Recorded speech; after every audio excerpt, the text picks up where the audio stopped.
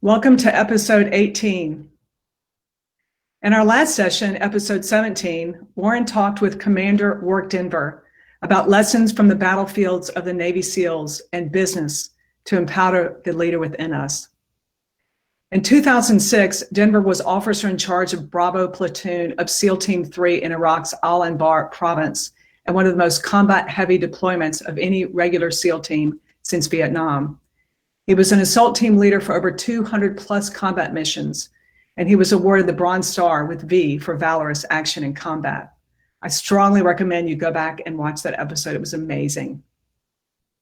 Today is a really incredible session because Warren is going to have a conversation with Dr. Robert Gates, one of the most significant leaders in the last century. Robert Gates served as the 22nd Secretary of Defense in 2006 to 2011. He is the only Secretary of Defense in U.S. history to be asked to remain in office by a newly elected president. Dr. Gates served 8 U.S. presidents across both parties. On Gates' last day of office, President Barack Obama awarded him with the Presidential Medal of Freedom, America's highest civilian honor. Before becoming Secretary of Defense in 2006, Gates was the president of Texas A&M University, one of the nation's largest universities. Prior to assuming the Texas A&M presidency, he served as interim dean of the George Bush School of Government and Public Service at Texas A&M. Gates joined the Central Intelligence Agency, CIA, in 1966 and spent nearly 27 years as an intelligence professional. During that period, he spent nearly 9 years on the National Security Council at the White House, serving 4 presidents of both political parties. He served as director of the Central Intelligence from 1991 to 1993, and he is the only career officer in CIA's history to rise from an entry-level employee to director. He served as deputy director of Central Intelligence and as assistant to the president and deputy national security advisor at the White House from 1989 till 1991 for President George H.W. Bush. Gates has been awarded the National Security Medal, the President's Presidential Citizens Medal, has 3 times received the National Intelligence Distinguished Service Medal, and has 3 times received CIA's highest award, the Distinguished Intelligence Medal. He's author of 4 books, Exercise of Power, A Passion for Leadership, Duty, and the ultimate, From the Shadows, the ultimate insider story of 5 presidents and how they won the Cold War. Gates is currently partner in the consulting firm Rice Hadley Gates and Manuel LLC with former Secretary of State Condoleezza Rice and former National Security Advisor Stephen Hadley. He is an amazing leader, and I am so honored to be here with you today. So then there's Warren Rustand. A big thank you to you because of the relationship that you have with Warren and being a part of this series. And through Warren and through this amazing session today, we are all connected. His leadership and our gift of togetherness, incredible conversations over the last 17 episodes, and insights that have helped us support each other as we grow as leaders. Thank you for your contribution, your questions, your leadership, and your togetherness in these uncertain times. Each week we introduce Warren. Many of you have seen Warren speak and attend events, and you know how it goes, something like this. And here's Warren. For all of you that have not met or seen Warren before, Warren Rustand is former CEO of Providence Service Corporation. He served as a member of the board of directors for over 50 public, private, and not-for-profit companies. Warren served as appointment secretary to President Ford, global chairman of WPO, co-founder and dean of faculty at the entrepreneur organization EO's Leadership Academy. Countless awards, Sports Hall of Fame, White House Fellow. He's an author, The Leader Within Us, releasing this month. But the award Warren treasures the most is Father of the Year in his hometown of Tucson, Arizona. Remember, this is a conversation. Please continue to post your questions. I'm so excited that you're here. We'd love to know where you're from. This live stream will live on this Facebook page, Warren S. Rustand, as well as future episodes. You can also continue the conversation with Warren and, more importantly, with each other. Please share it. You also can find the series on YouTube.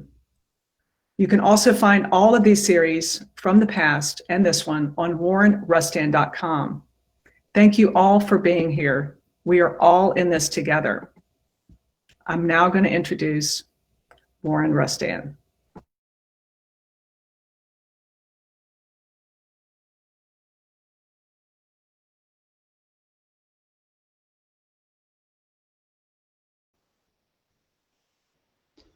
Well, welcome to episode 18, The Leader Within Us. It's an opportunity for us to have a conversation with outstanding people, share ideas.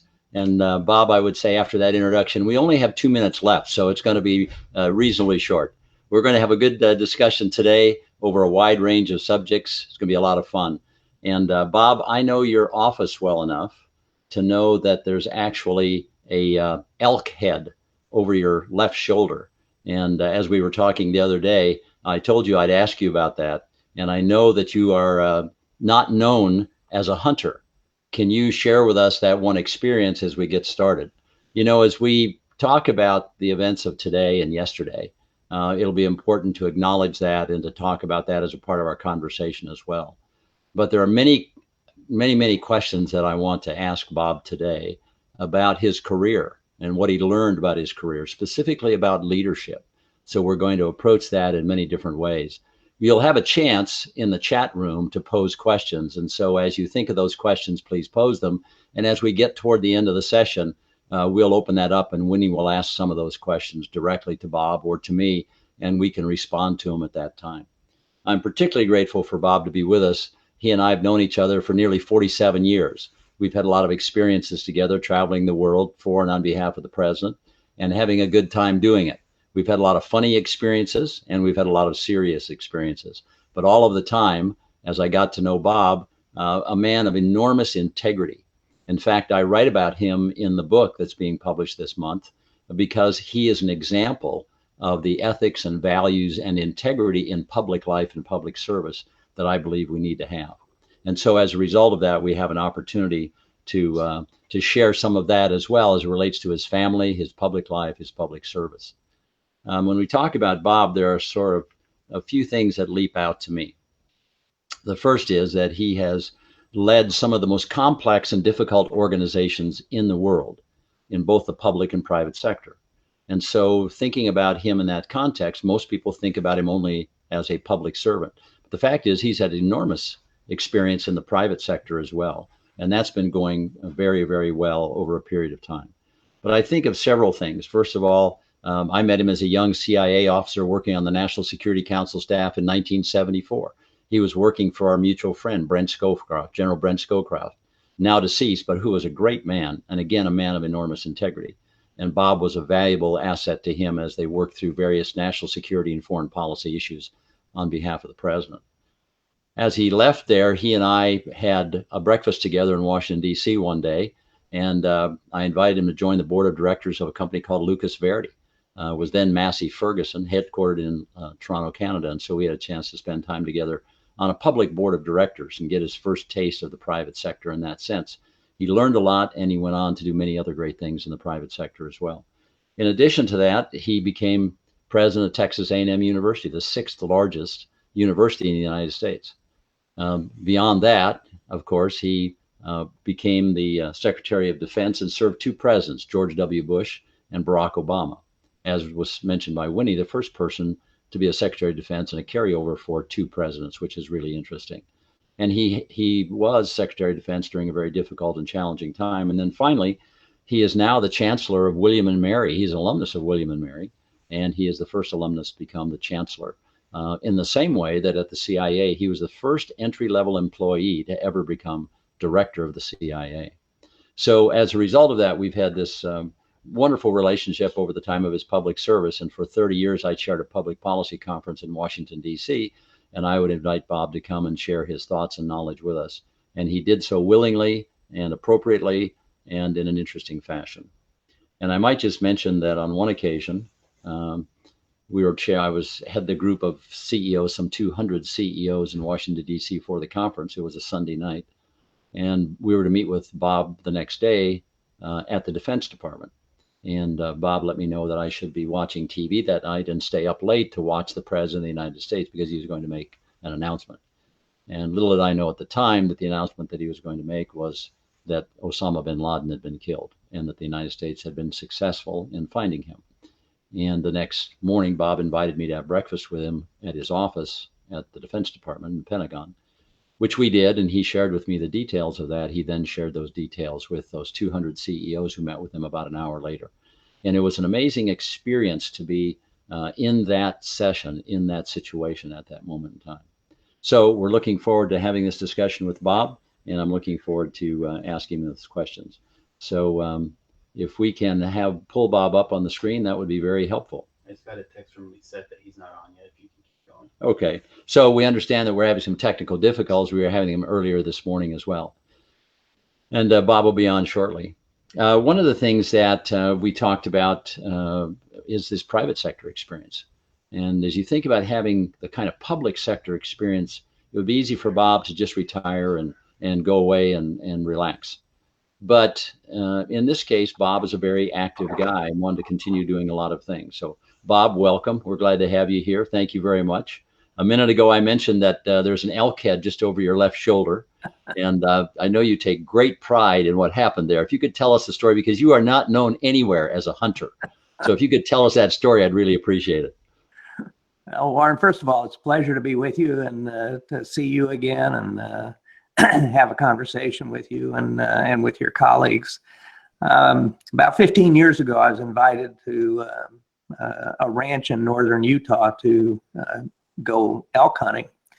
And the ranch was at about 9,000 feet. It was in September. The aspen had just turned, and it was just spectacular. And we went out one morning, and well, first of all, I told my host, I said, I've never been hunting in my life. And he said, that's okay. We'll have a guide with you and so on. So they took me to the shooting range. I fired 3 shots, had better luck than I thought I ever would. And the guide said, well, we're ready to go. So we went out the next morning at about 7:30, and we'd hiked in about a mile. And here was this elk about 80 yards away. And I turned to the guide and I said, is it okay if I put my shoulder against a tree just to steady myself? And he kind of looked at me like I'd lost my mind and said, well, of course. Anyway, I shot this elk just behind his left shoulder and dropped him on my first bullet. So I shot this elk on my first hunting trip with my first bullet. And as a result, I have never been hunting again, because at this point I have a perfect record. And I know that any subsequent hunt would make that record a laughingstock. So it's a wonderful story, because you have this perfect record now, which is fantastic. You can tell that for the rest of your life. This is really good. Yeah, tell us a little bit about your family. Obviously, we know your wife Becky and your children, and spent time with them. And through all of these really great positions that you've held, these tremendous leadership opportunities you've held, you and I both know that puts stress on a family, and it's challenging for a family. And how has that been for you, living in a public setting, driving these large organizations, which are very demanding, and still trying to be a father, husband, a counselor for your children? Well, Warren, it just so happens that today marks our 54th anniversary. I don't know how Becky has survived it all these years. I would tell you that I think that her favorite job of mine was when I was president of Texas A&M, because she's a sports fanatic, and she attended all the sports, not just football and basketball and baseball, but volleyball and golf and tennis and so on. And she really enjoyed that experience. You know, our kids, one of the things that when I first got into a senior job and had full-time security, Becky and I had a long conversation about how we wanted to handle that, because I had seen other senior officials who had children, and the security and so on, the kids ended up with a certain sense of entitlement or didn't handle it very well. or were made fearful by having armed people around all the time. So Becky and I decided at the very beginning, and this is back in the mid 80s, when I was deputy director of Central Intelligence, that we would treat the men and women on the security detail like extended members of our family. And so when we would go to the movies, instead of them standing in the back, in dark suits and dark glasses looking like men in black, they would sit with us, and they would carry their weapons in a fanny pack, and they'd be dressed casually. And if we went on a picnic, they went with us. If we went on a hike, they went with us, and were a part of the group. And the kids came to see these men and women as sort of older brothers and sisters. And we focused more on their communications role than on the security role. And the guidance that I had when these guys were living in our basement for years. The guidance that I had to them was that they had their own secure room. And I said, I don't want the kids to see a weapon unless you intend to use it. So if you're going to clean your weapon or whatever, shut the door, lock it, and do what you need to do. And they ended up, my son would come down to the basement and to play video games, and one of the security guys might come out and play a video game with him. And some of the members of the team were women, and when our daughter would come home from a date, sometimes she'd go down and talk to those women, and I had great confidence in their character and their values, and so I was happy that our teenage daughter had somebody that she could talk to. There were times that were very controversial, and we would end up with a gang of press at the end of our driveway. And I will give the press credit. They never took a picture of our kids. We were asked if we wanted to have security with the kids in their schools, and we declined. We said if there's a real threat, a specific threat, then we'll reconsider. But we don't want to disrupt the schools or have our kids singled out in that way. So you basically adjust to it, and I think a lot of it has to do with how we treated the security people as well. I'll tell one story.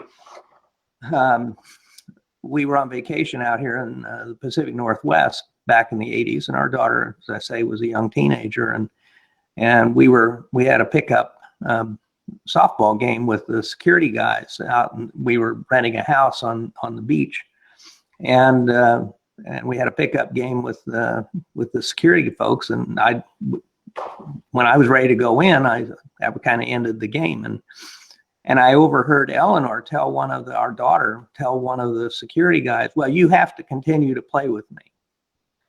And I not so gently grabbed Eleanor by the arm and marched her into the house.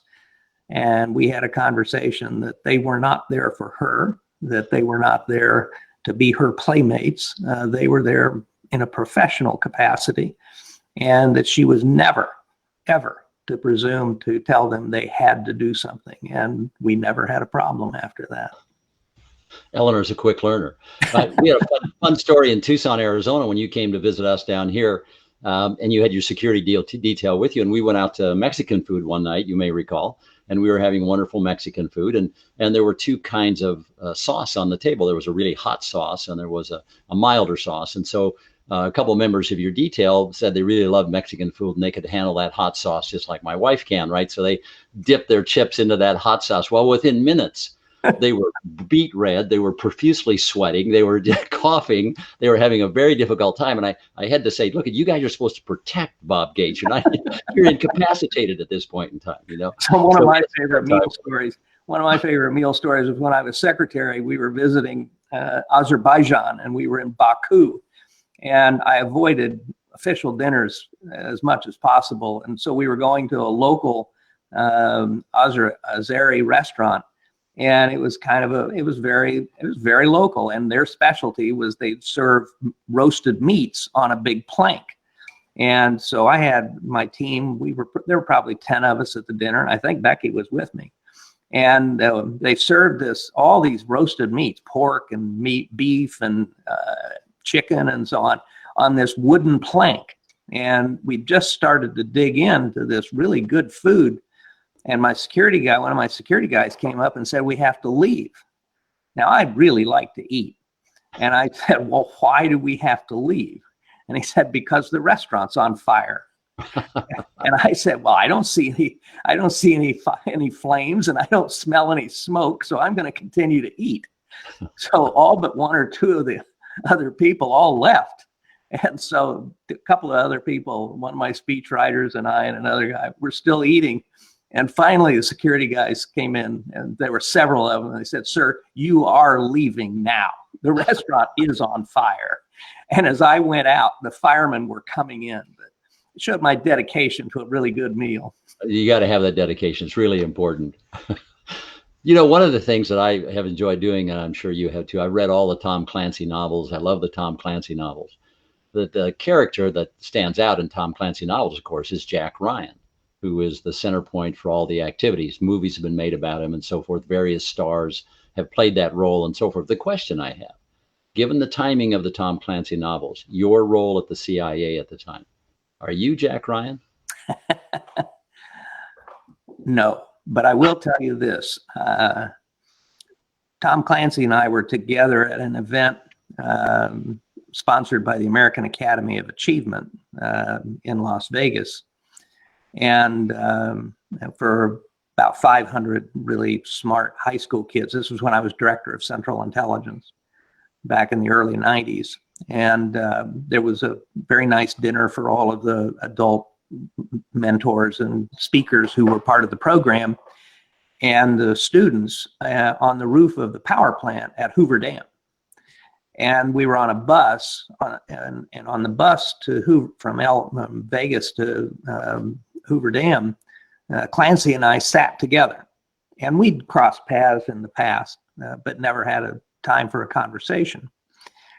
And he turned to me and he said, I would kill to have had your career. And I thanked him, said that was very nice of him. I didn't say that I'd kill to have his money. But and then he turned to me and he said, "You know, in the first books, I modeled Jack Ryan after you in terms of your career."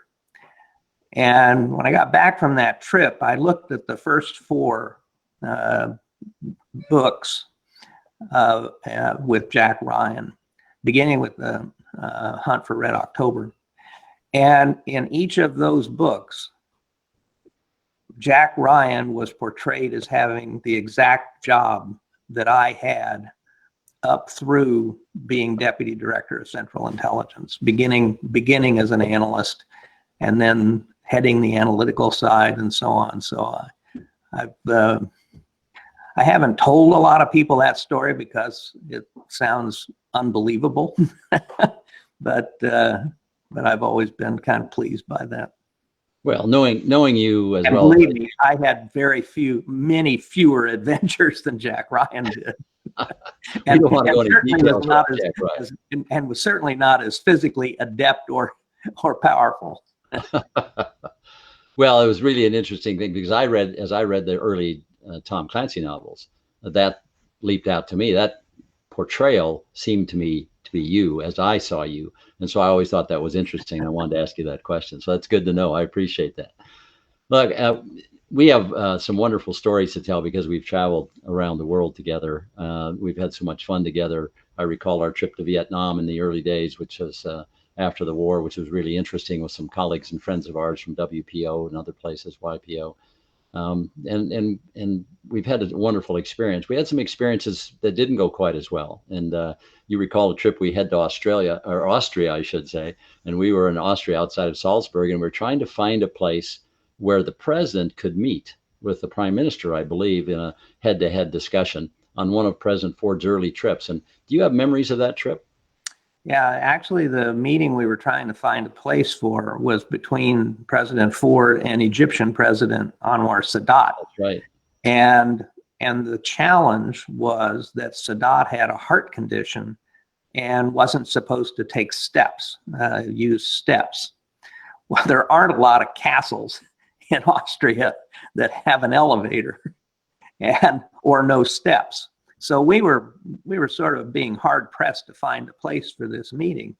And we were told about this girls' school outside of town. And so you and I think one other person, we had an Austrian driver, a young Austrian driver. And as you said, this was right at the end of Vietnam. And what we didn't realize when we got in the car in the first place was that this young Austrian driver was very anti-American. And so we had something of a death-defying drive through the mountains outside of Salzburg. And we were confident on the way back, this guy was trying to kill us all. Anyway, we heard about this chateau where actually the Sound of Music had been filmed. Right. And so we drove out there, and this is an example of when it's a bad idea to act with inadequate intelligence. So we pulled up to this school, this chateau, and just, you know, I had very limited German, and the other two of you didn't have any, and we knock on the door of this chateau, a complete cold call, and the door opens, and what, to make a long story short, we had stumbled, we didn't realize that the chateau had become a school for young girls. And here are these three strange men that show up on the doorstep, and they were moving toward the telephone to call the police when we decided to beat a hasty retreat back to Salzburg.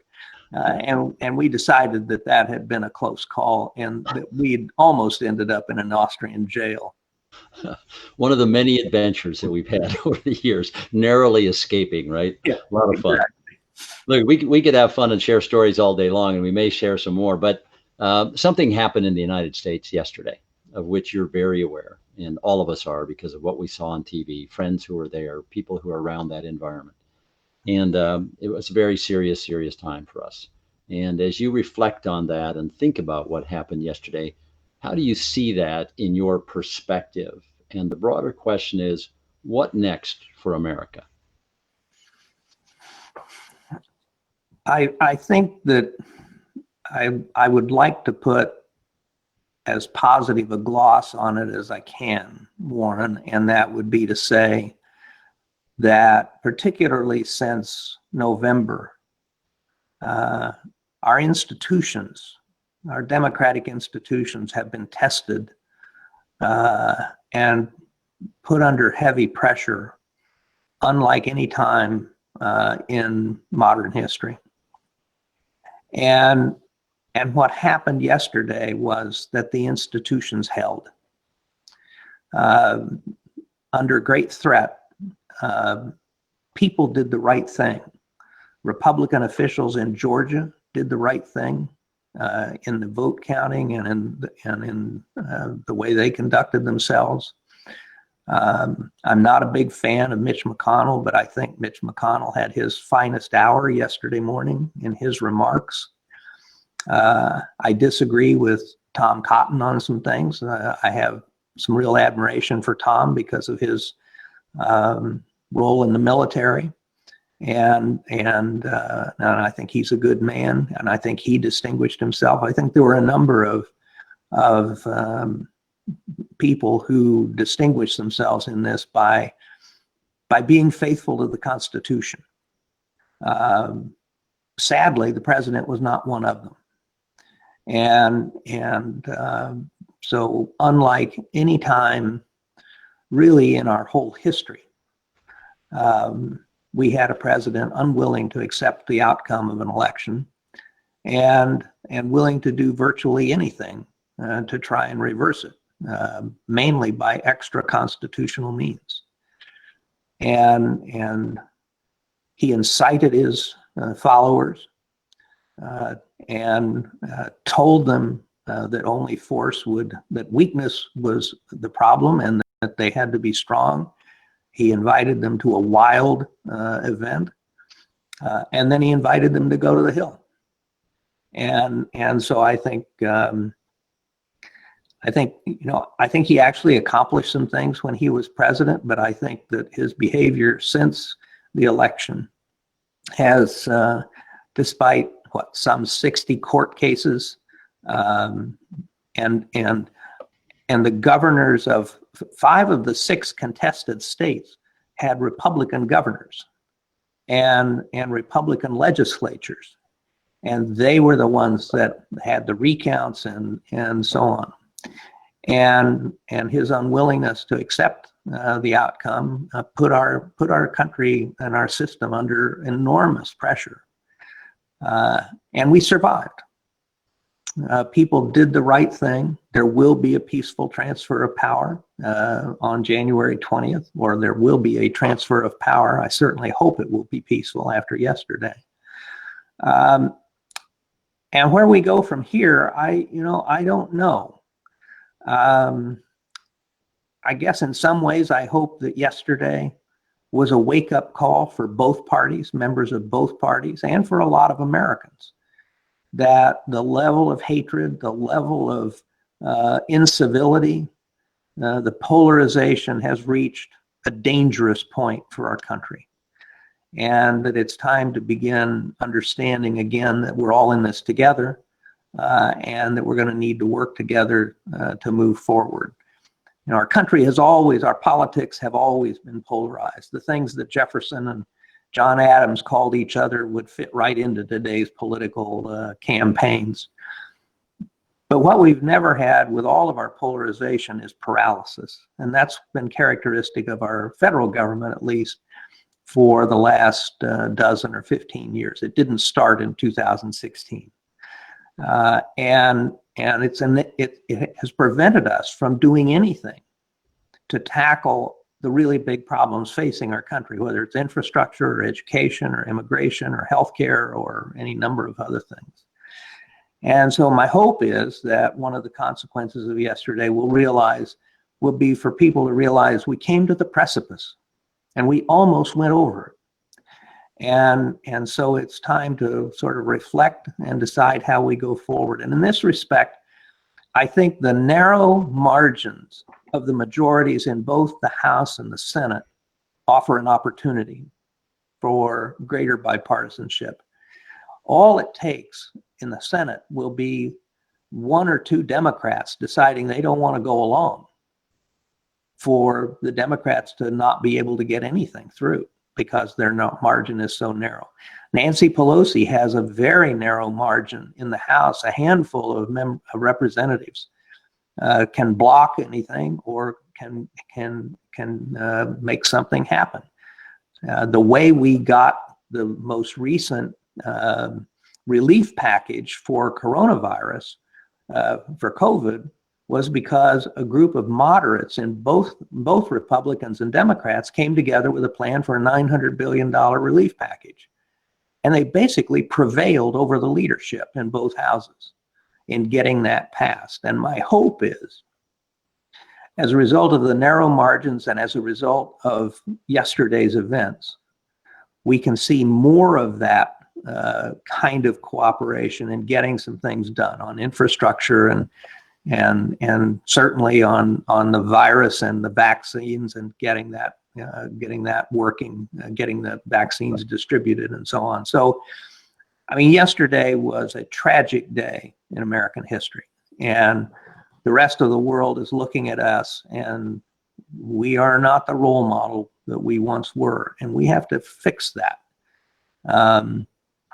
And that means we also have to pay attention to people who have a grievance, who believe they've been ignored by politicians of both parties in recent years, and that their lives are very different and much less satisfactory than they ought to be. So I hope yesterday was a wake-up call, not just for the members of Congress, but for the country as a whole. We'll see. Thank you. I appreciate that. And I think it also goes to the next question, which is sort of the projection of global leadership, where we've been historically, where we are today, and what should we do or must we do to recapture our role in the globe as we think about the the geopolitical future of the world. How do you think about that? Well, I think 20 years of war have soured Americans on an international leadership role. And I think in no small measure because presidents for the last 25 years or so, and I write about this in the book Exercise of Power, presidents for the last 25 years or so have tended to turn first to the military to solve a problem internationally rather than the other instruments of American power, whether it was diplomacy or assistance or development assistance or strategic communications or economic tools. Because we weakened all of those after the end of the Cold War, presidents have been more willing to turn to the military. And what's worse, beginning with President Clinton in Somalia and Haiti, right up through President Bush in Iraq and Afghanistan, we've not only used the military to try and solve a military problem, but then changed the mission from achieving a military objective to trying to change the nature of the countries where we had deployed our military. And it's not, first of all, not a military mission. Second, it's the work of generations, not 3 or 4 or 5 years. And second, it's not what the military are trained to do. And so I think you began to see a withdrawal from American leadership in the Obama administration. And I think a further significant retreat from international alliances and relationships in the Trump administration. And my view is that we still are the indispensable nation. There is no nation on earth that has the convening power we do to bring people together to tackle an international problem. Nobody trusts the Chinese to do that. Nobody trusts the Russians to do that. The medium-sized powers in Europe, Germany, France, others do not have the authority or the power to bring people together to address these problems. Our convening power has been weakened. Respect for us has been weakened. We will have to work to get that back, but I think we can. And what's more, I think our own national interest is served best in understanding that one of our great strengths are our friends and allies. Russia and China don't have allies. They have clients.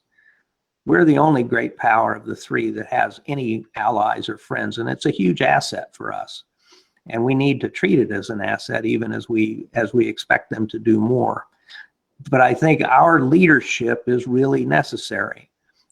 Unfortunately, because of the economic crises in 2008, 2009, and the economic consequences of COVID last year and this, has undermined our economic model as a model for the rest of the world. The way our economy works has been undermined, and frankly, our political paralysis, and certainly the events of the last few days and the last couple of months, have undermined the reputation of our political system as a model for others. And Xi Jinping in China is basically posing China as the role model for both economic progress and development and for political order and getting things done. So I believe our international leadership continues to be essential for our own national interests, both economic and political. But we have an awful lot of repair work to do to get us back to where we once were in terms of the way the rest of the world looked at us. Well, I appreciate that perspective. Thank you very much. Shifting gears just a little bit, one of the things we're trying to do here on Facebook is to talk about leadership. And obviously, I've invited you because of my great respect for you as a leader of complex public organizations.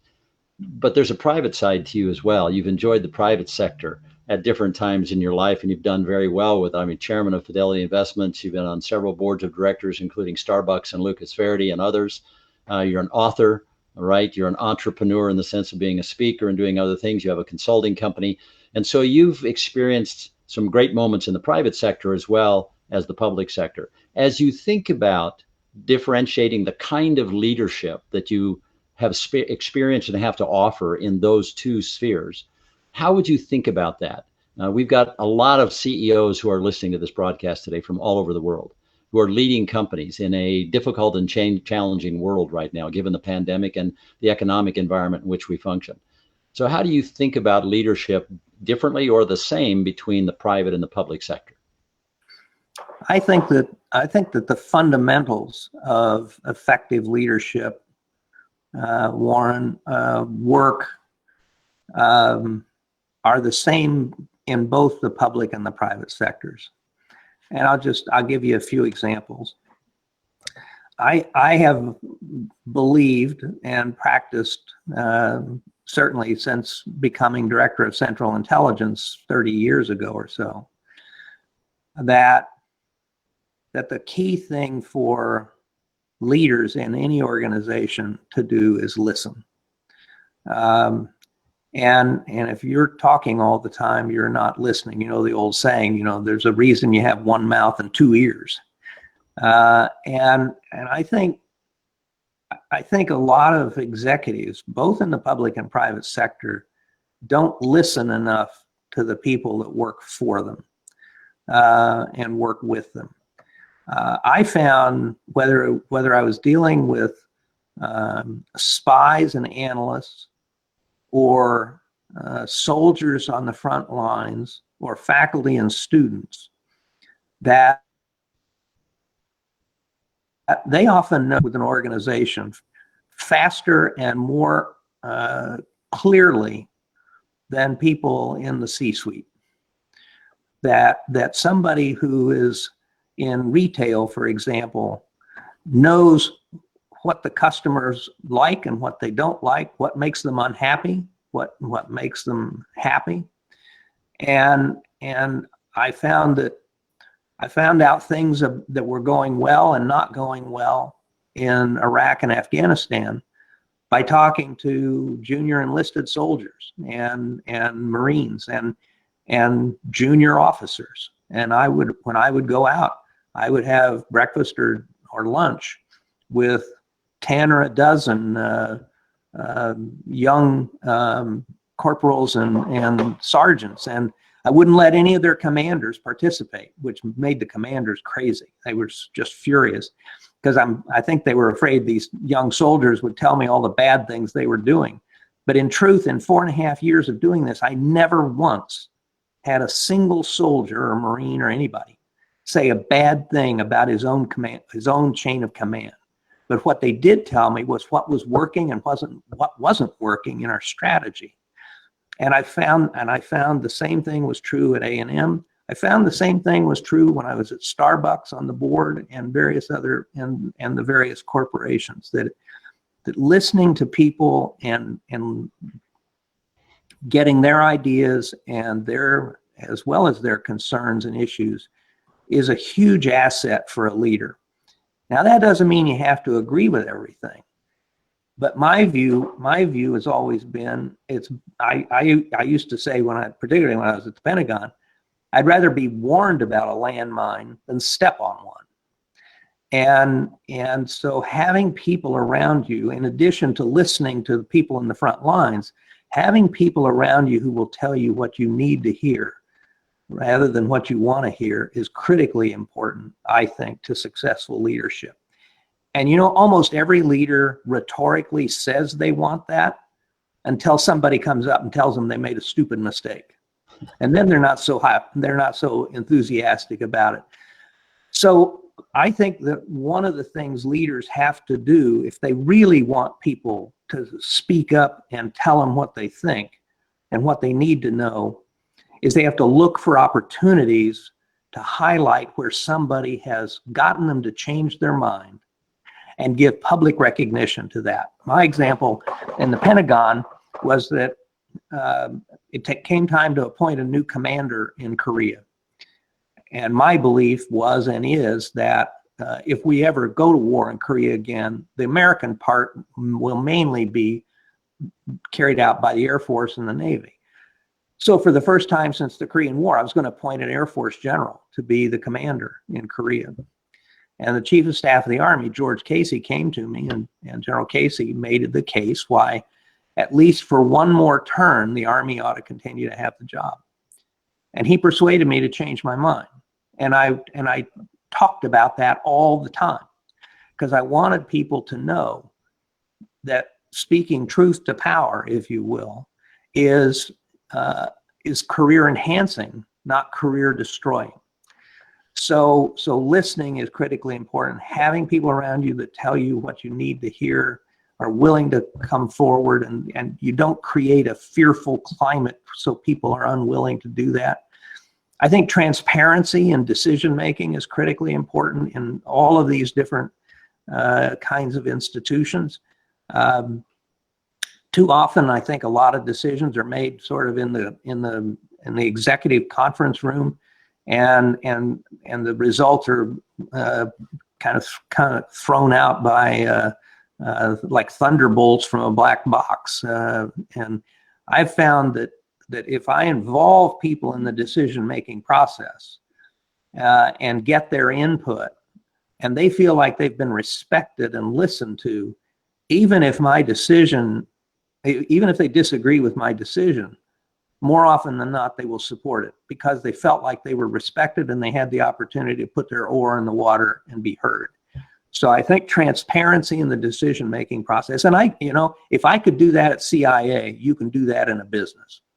And when I had big decisions to make, I would spread it around very widely, and in some cases to the entire intelligence community, saying, I'm headed in this direction.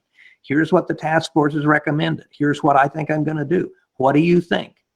And I got some very constructive suggestions back from the organization. So listening, transparency, inclusivity in the decision-making process, I think these are critical tools for an executive. And there are several others that I think apply, Warren. I think from a personal standpoint, integrity is absolutely critical.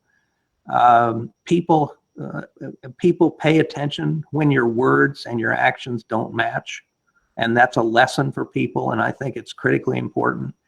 My own view is that integrity is indivisible, that you can't have integrity at work if you don't have integrity in your personal life. And I think courage is critically important. You have to be willing to take the bold leap. And sometimes, we put so much emphasis in business schools and elsewhere on group dynamics and on consensus building and so on and so forth. But as every entrepreneur knows, at the end of the day, the time will come when you have to say, this is my responsibility. I disagree with all of you, and we're going to do it my way.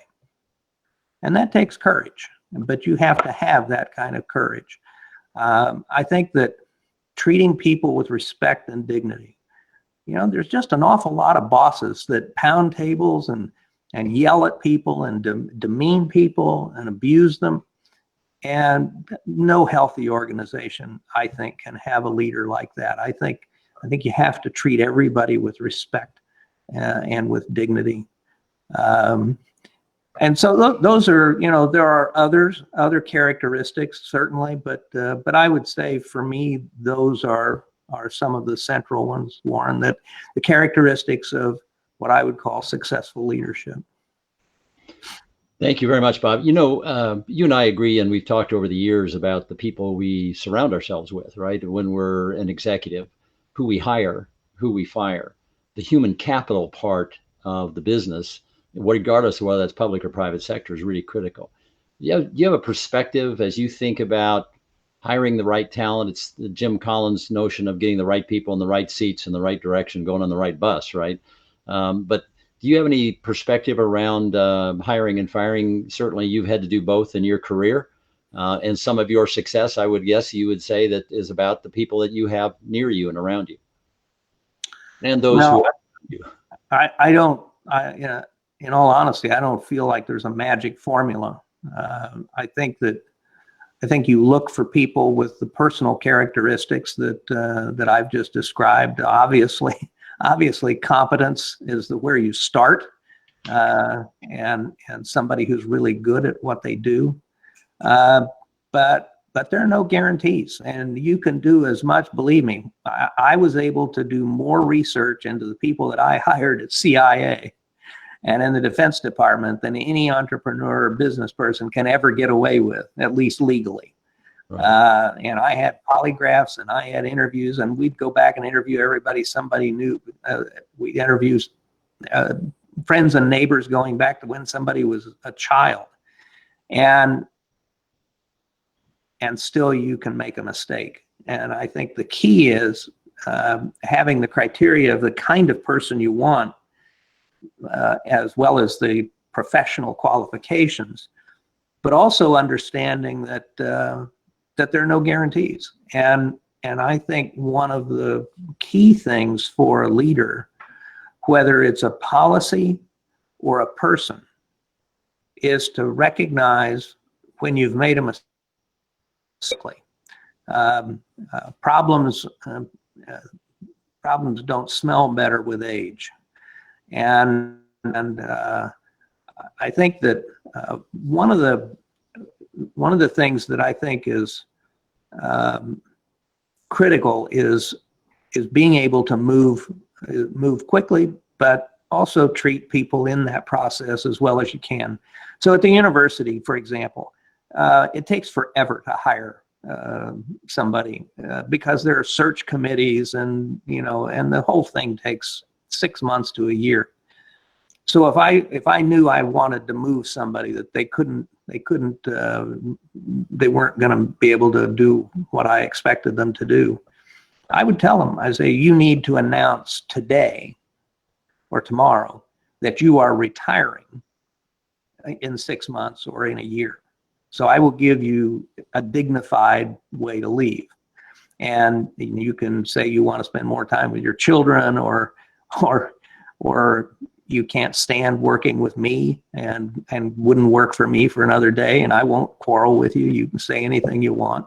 But you need to announce it so they could leave with their head high and with some dignity. I think the hardest thing for an executive, whether it's a policy that you've put in place or a person that you've put in place, is to recognize over time that policy or that initiative is not going as well as you wanted it to, and to be able to reverse your own decision, to have the courage to say, I think this policy that I put in place is no longer working, and therefore I need to change it. And similarly, to say, the person that I appointed to this job did that job very well, but now cannot take that organization to the next level. They do not have the capacity to grow as the position needs to grow. And to tell the person that you hired that they can no longer be part of the group or the team, because they can't take it to the next level. Those are all very difficult.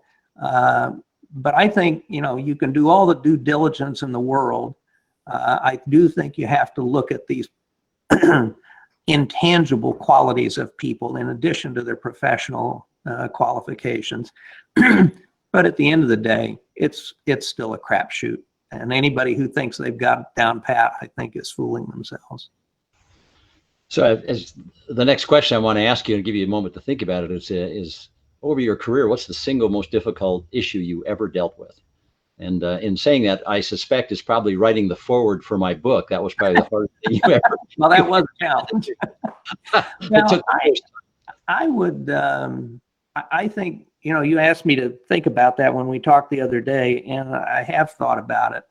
And I don't think I can pick out one from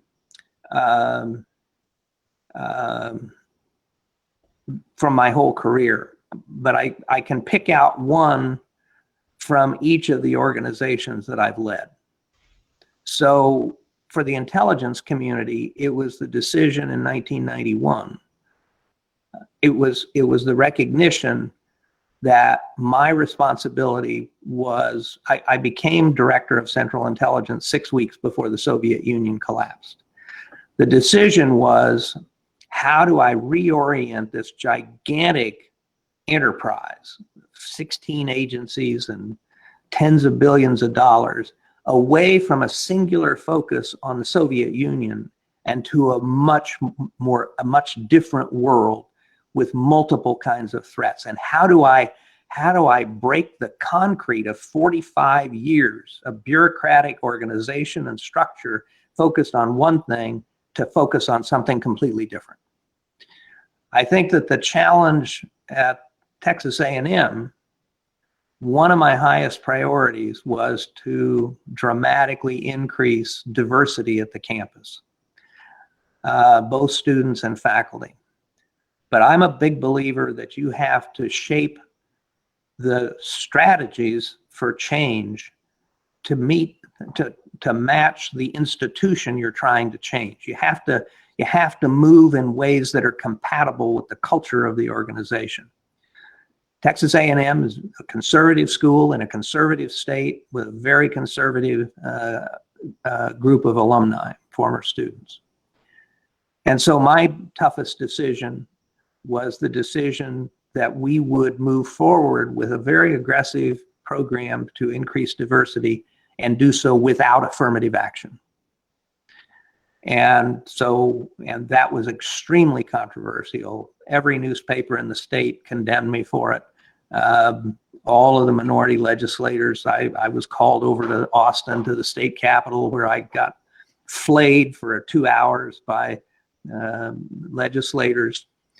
And of course, there was two pieces to it. So I announced that we're not going to do, I said it's going to be a merit-based admissions. You get into Texas A&M because you earn it. So, all the conservative folks were very happy that I announced that we weren't going to do affirmative action. 3 days later, I announced, oh, by the way, this merit-based admissions, that means we're not going to do legacy either. You're going to get in here on your own merits, not your grandpa's or your dad's or your mom's or whatever. And the truth is, they had no place to go. It was either merit-based admissions or not. But that was a very tough decision.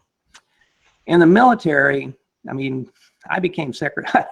When I was offered the job and accepted it by President Bush, I told my wife, I said, Becky, President has just lost control of both houses of Congress, and we're in the middle of 2 wars and losing both. What could possibly go wrong?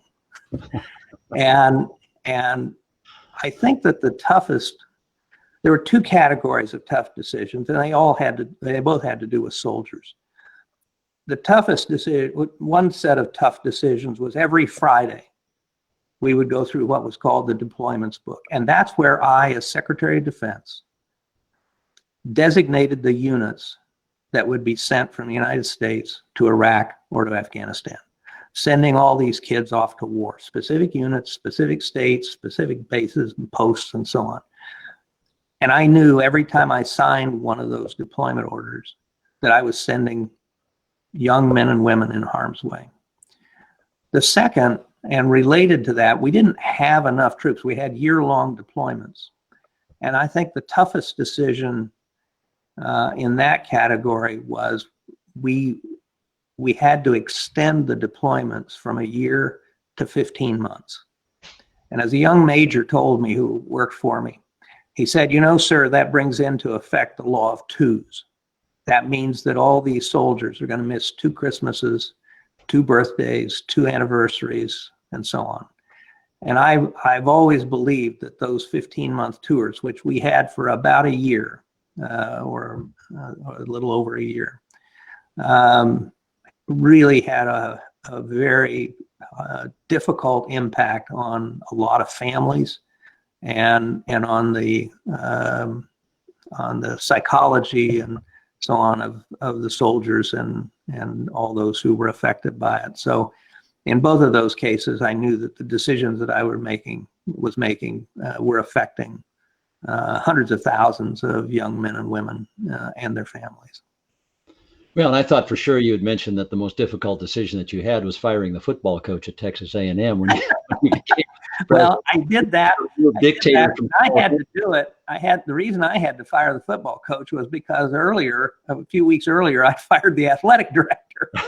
so there really wasn't anybody left to fire the football coach. And as I told the press afterward, I said, I've overthrown the governments of medium-sized countries with less controversy than firing a football coach at Texas A&M.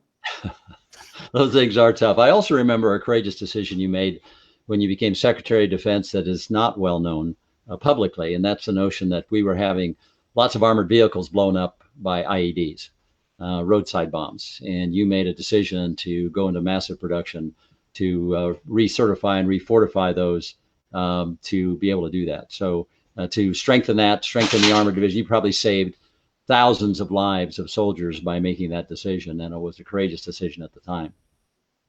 Well,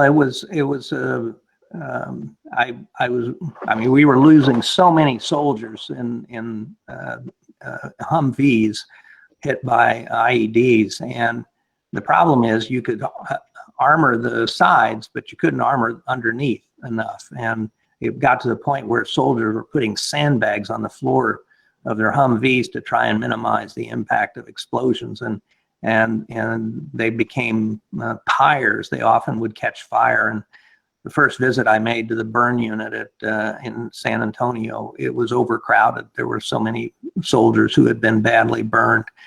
And I read in USA Today actually about the Marines having acquired a few vehicles from South Africa that had a V-shaped hull. And the result was that the V-shaped hull dispersed the blast. And in 300 attacks in Anbar province, not a single Marine had been killed. And so I ordered a crash effort to look at this. And literally within a month or so, I decided we would go forward with this program of what we called mine-resistant, ambush-protected vehicles with these V-shaped hulls and armor.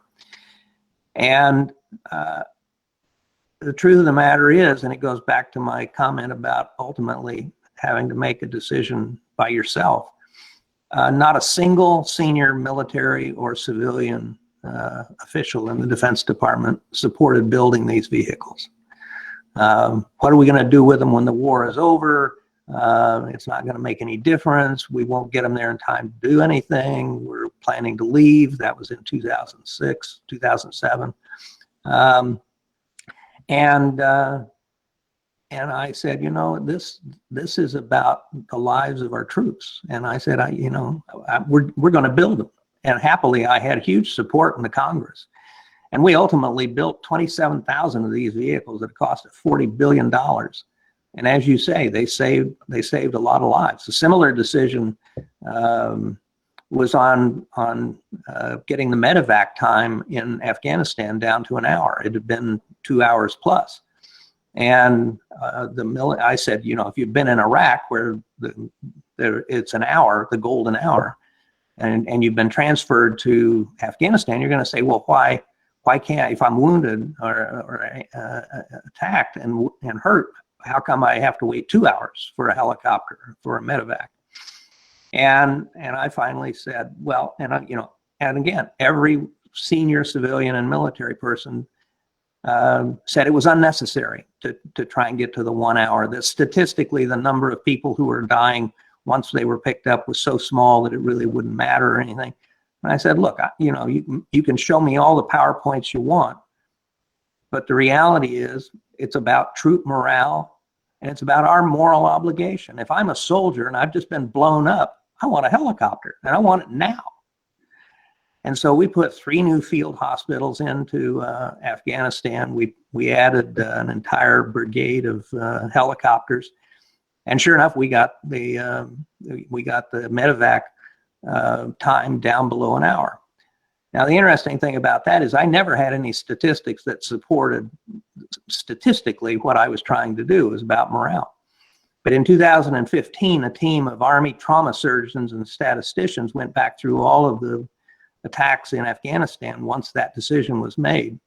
And they published an article in the Journal of the American Medical Association saying that they can prove that at least 500 lives were saved by changing the medevac time. And the reason they wrote the article was to send the message to first responders all over the United States. If you can get somebody from an accident or a disaster to a hospital within an hour, their chances of survival will be dramatically better. But as I say, nobody agreed with that decision when I made it.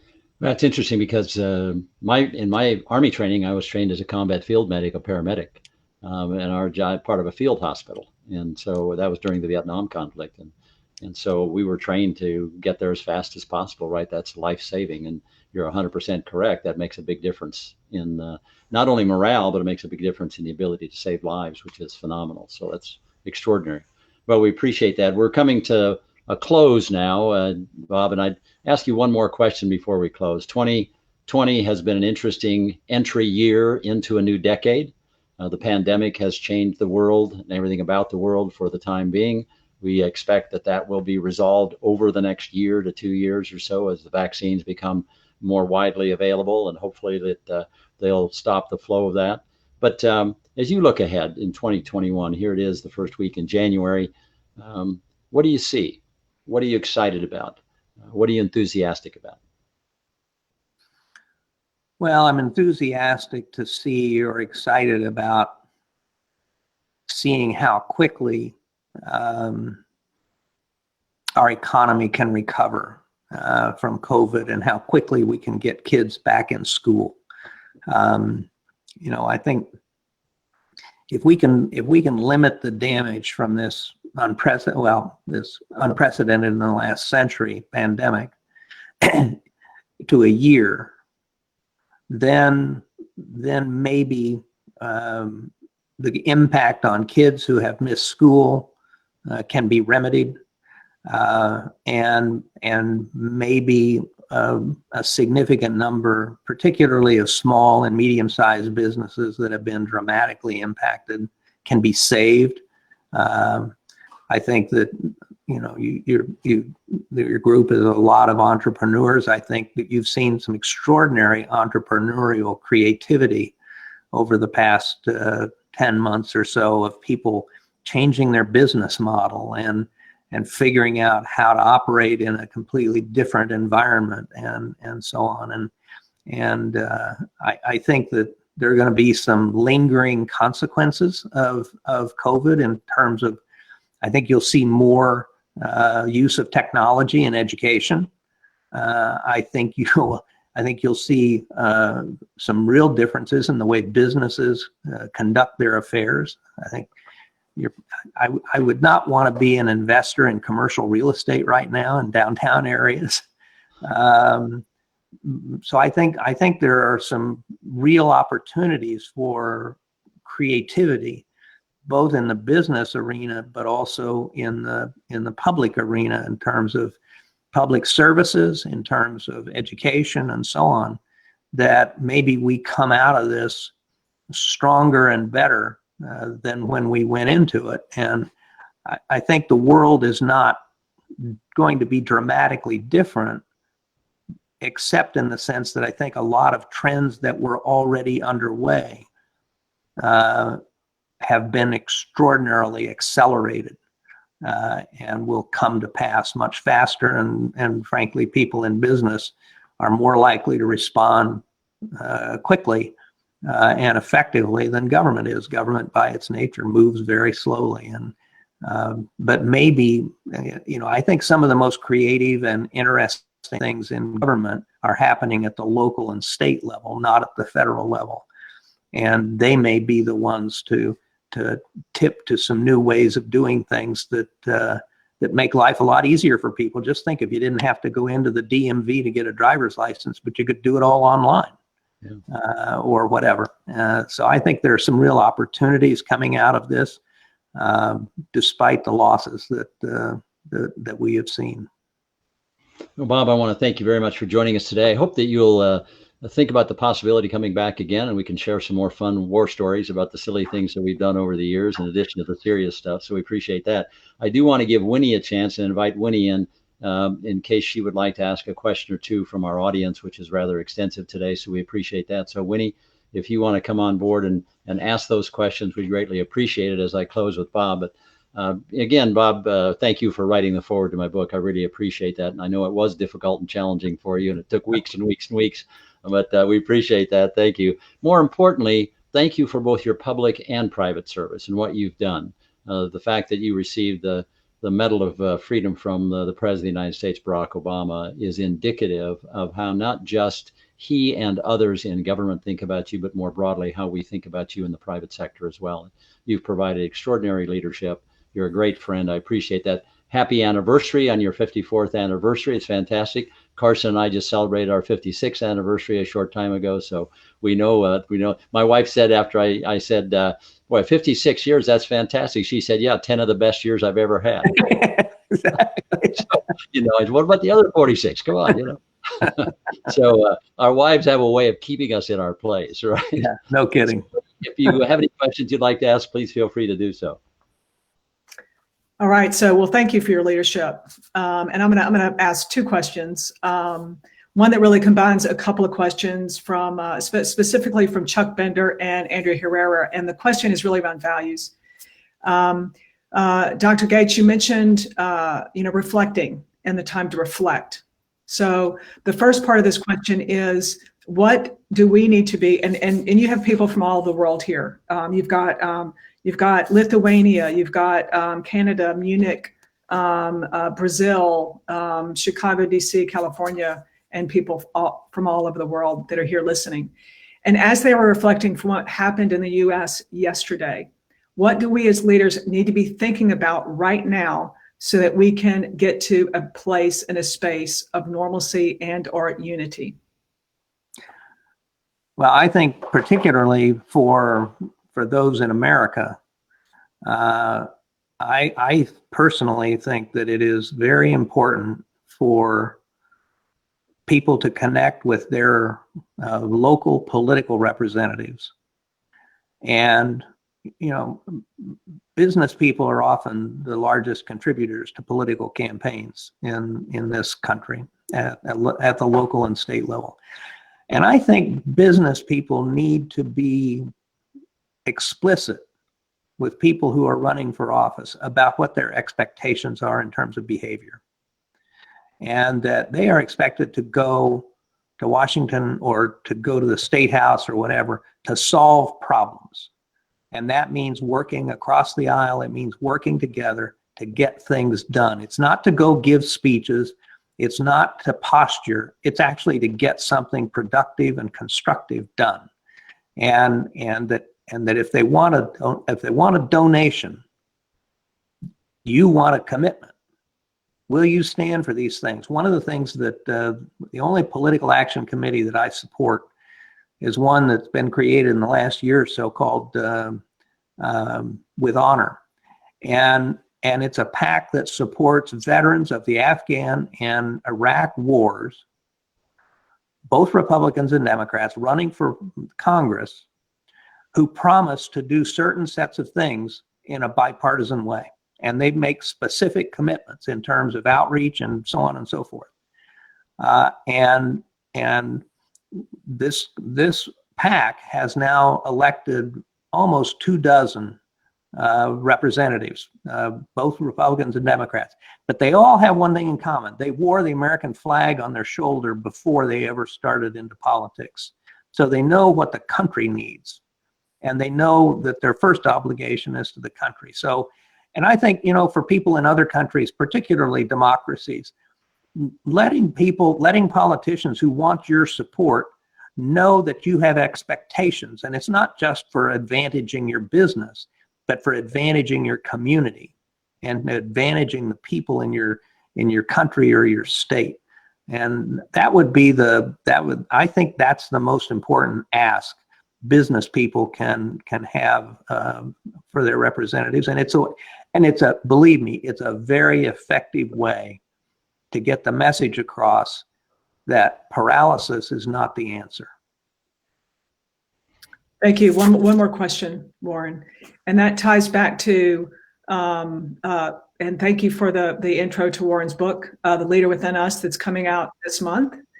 And within the group, there's a lot of discussion about leadership. And you mentioned many qualities. You said transparency, inclusivity, Dr. Gates. You mentioned integrity and courage. What do we do as leaders when we're in a space and place we are not feeling like we have the capacity to feel that way? We look at what happened yesterday in the U.S., where we've experienced the pandemic, and there is a fear factor among all of us as we are leading these companies. What can we do today? Well, I think that this is where you end up having to fall back on your own character. And, the test of character is not when things are easy and not when things are going well. It's when things are tough. It's in the bad times. And so I think that, obviously if you have a family and a happy family, that's a source of strength. Religious faith, if you're religious, is important as a source of strength. But fundamentally, I think that you need to see it as what it is, and that is a test of character. And am I up to it? And you also have to be fair with yourself in terms of saying, sometimes you're probably going to fall short, but the key is persevering. It's conventional wisdom that you can't be truly successful unless you failed at least once. And it's how you handle failure that is more a test of what you can become than just a steady string of successes. And you get all these kids in college that, and particularly at elite schools, that have never failed at anything in their lives, and then all of a sudden they're faced with failure. And it's a test of character for them as well as it is for an entrepreneur or for a general or for a Secretary of Defense. Are you willing to step up and be your best self, if you will? Thank you. As I think about the leader within, which is the subject of the book, obviously, I thought a lot about Bob Gates, because Bob Gates, got his bachelor's degree from Indiana University, his master's degree from William and Mary, his PhD from Georgetown in Russian history, and became a CIA analyst. And no one at that point probably thought, well, now that guy, Bob Gates, is going to lead the CIA someday. He's going to be Secretary of Defense.